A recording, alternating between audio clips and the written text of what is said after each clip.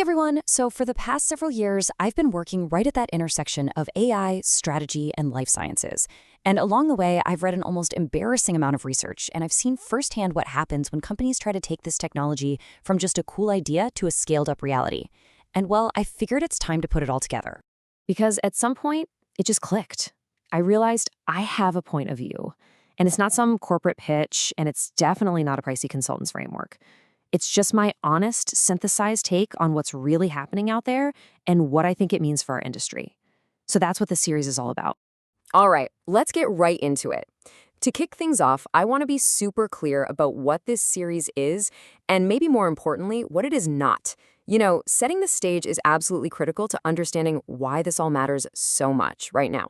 So, look, this is not going to be some deep dive tech tutorial. I'm not going to sit here and explain transformer architectures. This is a strategic assessment. It's all about what's shifting, where the value is really moving, and how to stay relevant over the next 3 to 5 years. Think of it as my own independent analyst brief, delivered without the consulting invoice. And just so you know, this isn't just me riffing. This whole perspective is built on a really solid foundation, drawing from major research from places like McKinsey, BCG, and Stanford. But here's the key. I've cross-referenced all that textbook stuff with what's actually happening on the ground, the things that really separate the organizations that succeed from the ones that, well, don't. All right, so let's get to the heart of it. What is actually happening out there? This really gets us to the core idea of this entire series, and it all starts with a simple but incredibly powerful shift in how we think about this. Okay, so here's the headline, the short version. AI has crossed a critical threshold. This isn't just another tech trend we're all experimenting with on the side anymore. Something has fundamentally changed. And that brings us to the most important point of all. We absolutely have to stop thinking about AI as just a tool, because it's rapidly becoming the operating system that entire industries are going to run on. It's not a new app on your phone. It's the new foundation for everything. So what does that actually mean in practice? Well, think about it like this.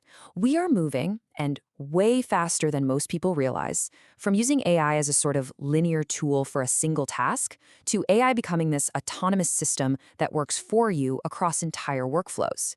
The end game here? A closed-loop system that just keeps learning and getting better, all on its own. And the implications of that shifts? Oh, they are enormous. This completely redefines how companies compete, where the real economic value is created, and honestly, what it even means to have a defensible position in the market.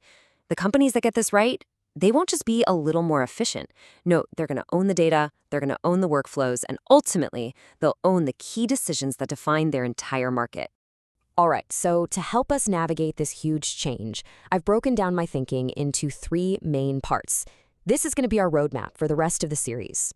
So our journey has 3 stops. First, we'll talk about the structural shift, how work, systems, and even competition are being totally rewired, and why so many companies are just stuck in pilot purgatory. Second, we'll dive into value migration. We're going to follow the money in the AI world. And third, the strategic imperative. This is the practical playbook, especially for folks in MedTech and life sciences.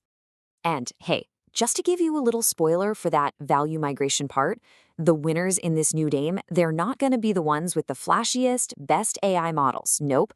The real value, the real money, is piling up somewhere else entirely. See, the new competitive moat, the thing that's going to protect your business, it isn't the technology by itself. It's this powerful combination, this convergence of your deep domain expertise, your unique data, and having the right infrastructure. When you put those 3 things together, you get to own the most critical decisions in your industry, and that is the ultimate strategic advantage. Okay, so let's zoom out for a second. It's really important to get that this isn't just a moment in time.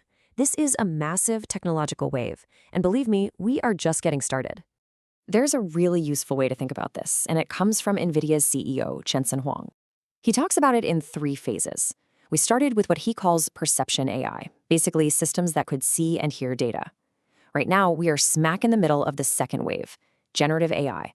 But that third phase, it's already starting to show up. Physical AI, systems that can reason, plan, and actually act in the real world. The pace here is just picking up steam. It's not slowing down.